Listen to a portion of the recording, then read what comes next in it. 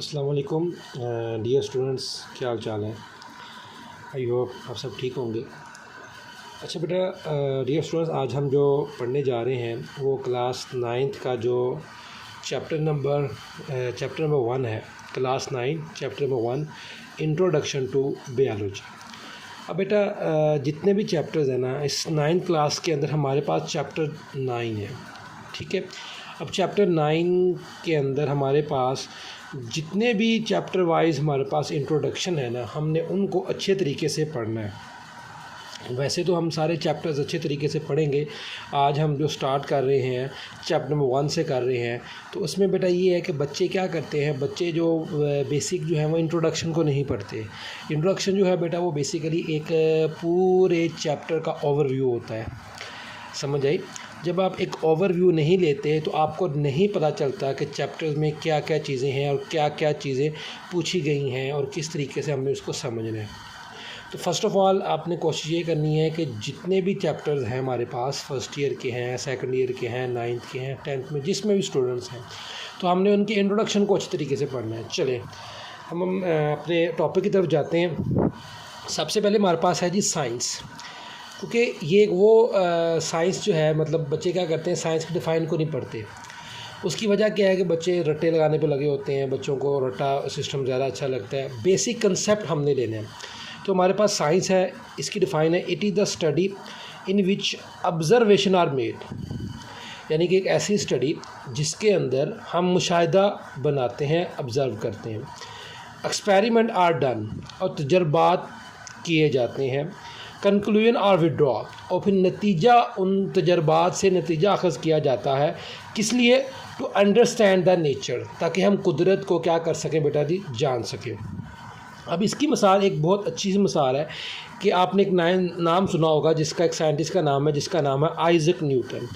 वो एक दिन सेब का दरख्त था, उसके किनारे बैठा हुआ था, तो अचानक एक सेब जो है वो दरख्त से गिरा और नीचे गिरा।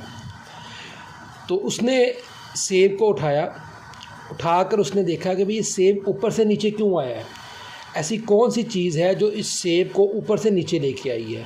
तो उसने क्या किया, सबसे पहले क्या चीज़ किया, उसने ऑब्जर्वेशन आर मेड, यानी कि एक मुशाहिदा बना लिया कि भाई सेब ऊपर से नीचे क्यों आया है, ये ऊपर क्यों नहीं रहा, ठीक है। उसके लिए भी उसने क्या किया, एक्सपेरिमेंट आर डन, यानी कि उस सेब को उस हर जगह पर उछाला और सेम वही रिज़ल्ट निकला जो उसने फ़र्स्ट टाइम ऑब्ज़र्व किया था।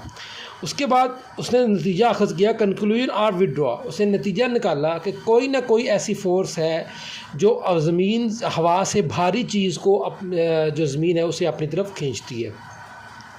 तो अंडरस्टैंड द नेचर, तो लिहाजा वो उस नेचर की, एक कुदरत की छुपी हुई राज को जान गया। उसका नाम था, उसने दरियाफ्त किया ग्रेविटेशनल फोर्स, जिसको हम ग्रेविटेशन लॉ के नाम से भी जानते हैं। आई होप बेटा आपको इस चीज़ की समझ आ गई होगी।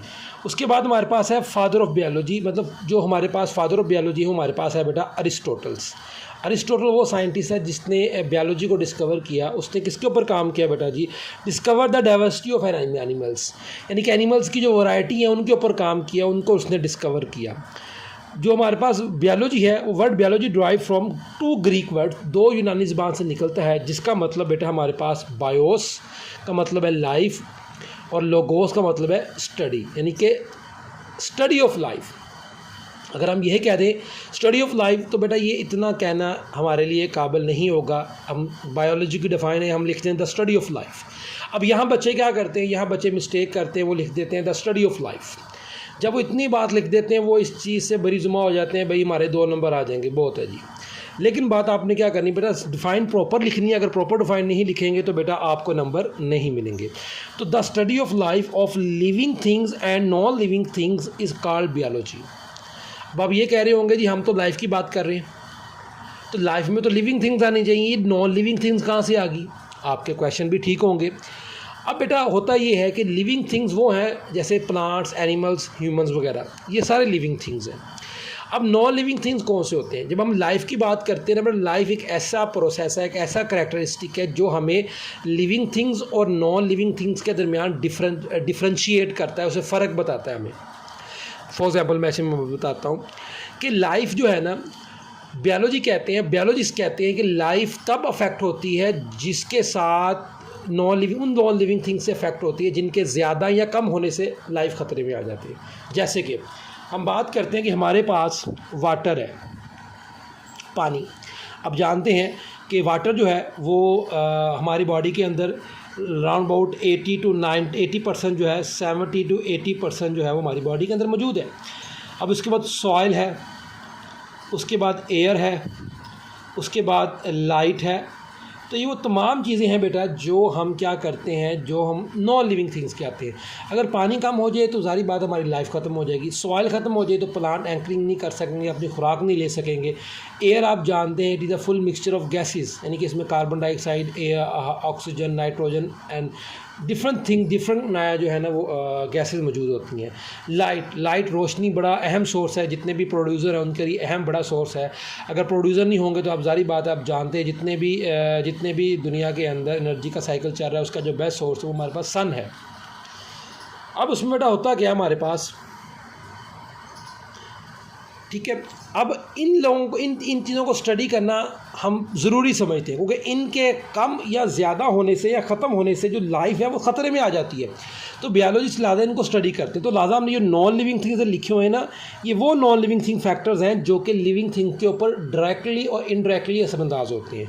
तो लिहाजा इनको बायोलॉजिस्ट क्या करते हैं, बायोलॉजी के अंदर इनको स्टडी करते हैं। तो इसकी डिफाइन है, the study of life of living things and non living things is called biology. It is a proper definition of biology. अगर आप ये लिखेंगे तो तब आपको 2 नंबर जो है वो पूरे मिलेंगे, अदरवाइज़ आपको 2 नंबर जो है वो नहीं मिलेंगे। आगे बायोलॉजी की 3 मेजर डिवीज़न है। सबसे पहले डिवीज़न ऑफ बायोलॉजी ज़ूलॉजी है, बॉटनी है और माइक्रोबायोलॉजी है। अब बेटा यहाँ बच्चे क्या थोड़ी सी मिस्टेक करते हैं, वो ये मिस्टेक करते हैं ज़ूलॉजी के अंदर। अब डिवीज़न है तो यहाँ बच्चे बाल लिखते हैं ब्रांच। तो आपने ये चीज़ ध्यान रखनी है कि डिवीज़न लिखना है, ब्रांच नहीं लिखनी, क्योंकि बायोलॉजी को 3 मेजर डिवीज़न में डिवाइड किया गया है, ज़ूलॉजी, बॉटनी और माइक्रोबायोलॉजी। अब ज़ूलॉजी, ज़ू का मतलब होता है एनिमल्स, लॉजी का मतलब होता है स्टडी, ठीक है। हम कह सकते हैं the division of biology which deal the study of an animals is called zoology.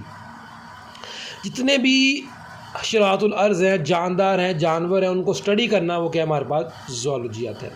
आगे botany, the division of biology which deal the study of an plants, यानी कि प्लांट्स को स्टडी करना हमारे पास वो है, वो क्या हमारे पास बेटा जी वो होता है जी बॉटनी होता है। इस तरह माइक्रोबायोलॉजी, माइक्रो का मतलब होता है स्मॉल, बायो का मतलब होता है लाइफ और लॉजी का मतलब होता है स्टडी।